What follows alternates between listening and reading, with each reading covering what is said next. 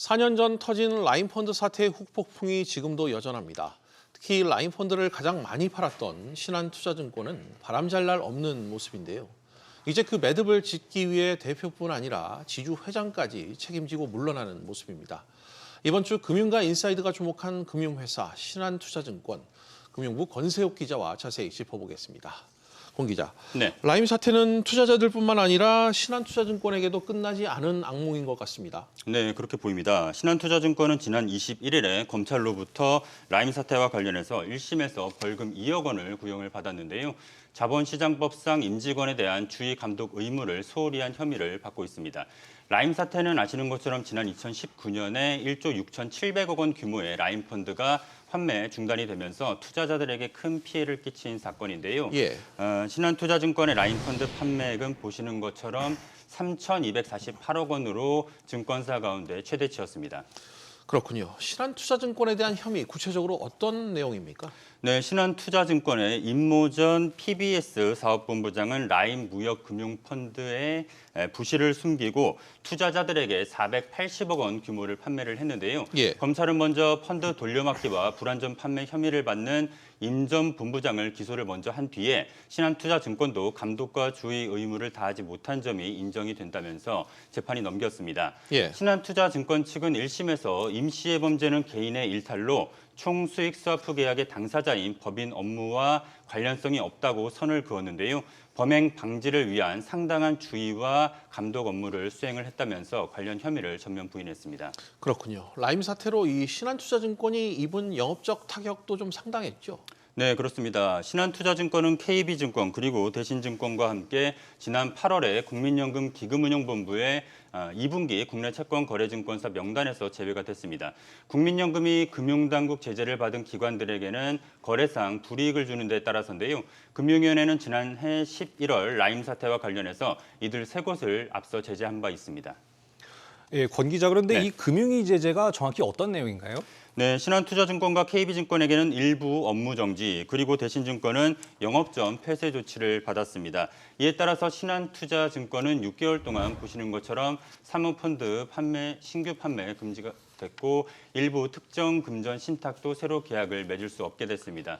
금융위로부터 상대적으로 경징계를 받은 대신증권은 국민연금의 3개월 제외 조치 뒤에 지난 3분기에 다시 거래 증권사로 포함이 되긴 했는데요. 신한투자증권과 KB증권은 1년간 제외 조치를 받아서 수수료 등에서 타격이 현재 큰 상황인데 내년 2분기 이후에나 다시 포함이 될 것으로 보입니다. 이래저래 입은 타격이 상당히 만만치 않은 것 같습니다. 라임 사태는 결국 이 금융지주, 이 신한금융지주 회장의 사퇴로까지 지금 이어진 그런 상황이잖아요. 네, 기사로 많이 보셨을 텐데요. 신한금융지주 회장 연임이 유력했었던 조영병 회장은 지난 8일에 열렸던 회장 후보 추천위원회 면접 직후에 자진 사퇴를 했습니다. 조 회장은 사퇴 배경에 대해서 사모펀드와 관련해 총괄적으로 책임을 지고 정리해야겠다고 생각했다고 설명을 했습니다. 하지만 금융권에서는 의아하다는 반응이 연이어 나왔었는데요. 조 회장이 회추위 직전까지 최종 면접 PT에 준비에 열중했고 지주 내 부회장급 총괄직 신설을 비롯한 조직 개편안을 계속 고민했기 때문입니다. 이 과정에서 금융당국 외압 의혹이 또 불거지기도 했는데요. 이복현 금융감독원장이 지난 21일에 회장의 용퇴에 대해서 리더로서 개인적으로 매우 존경스럽다고 밝히면서 관치금융 논란이 더 커졌습니다. 네, 근데 이 조용병 회장뿐만 아니라 신한금융투자 대표도 이제 물러나게 됐다고요? 네, 맞습니다. 이영창 신한투자증권 사장도 각자 대표 자리를 내려놓게 됐는데요. 이 대표는 지난 2020년 3월에 김병철 전 대표가 라임 사태로 사퇴를 하면서 구원 투수로 긴급 투입이 됐었습니다. 그래서 내부 통제 시스템 마련과 같은 조직 체질 개선을 이뤘다는 평가를 받았습니다. 하지만 조 회장의 용퇴로 세대 교체론이 커지면서 연임이 무산됐는데요. 앞서 노조는 이 대표 취임 후에 라임을 포함한 사모펀드 사태가 제대로 해결되지 않은 점을 문제로 짚기도 했습니다. 권 기자, 그렇다면 신한투자증권은 앞으로 누가 이끌게 되는 겁니까? 네, 김상태 글로벌 그룹 투자은행 사장이 경영을 총괄하게 되는데요. 당면과제로 꼽히는 사모펀드 사태 마무리에 나섰습니다.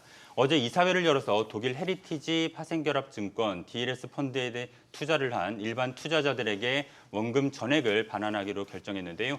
다만 불안전 판매는 아니란 입장인 만큼 사적화의 형식을 택해서 논란의 여지를 남기긴 했습니다. 예. 개인 투자자 측은 이에 대해서 금융감독원 분쟁조정위원회의 결정을 거부한 꼼수라고 강하게 주장했습니다. 그렇군요. 그렇지만 당장 이 일련의 사태로 흐트러진 내부 조직부터 좀 다잡는 추스려야 될 것 같은 그런 분위기인데 어떻습니까? 네, 신한투자증권은 특히 증권업계에서 처음으로 전현직 임직원들로부터 임금 피크제 소송이 제기가 됐는데요. 인피제가 적용되지 않은 직원들 사이에서도 문제의식이 큰 만큼 현재 진행 중인 임단협 협상에서도 주된 화두로 떠올랐습니다. 신한투자증권은 창립 20주년인 올해를 근본적인 변화와 제도약의 계기로 삼기 위해서 기존의 신한금융투자에서 사명을 현재 사명으로 바꾸기도 했는데요. 예. 이를 위해서 오늘 김상태 사장의 전문 분야인 글로벌 투자은행 사업을 강화하고 빅테크와의 경쟁에 또 맞서기 위해서 ICT 그룹을 신설하는 조직 개편을 실시했습니다.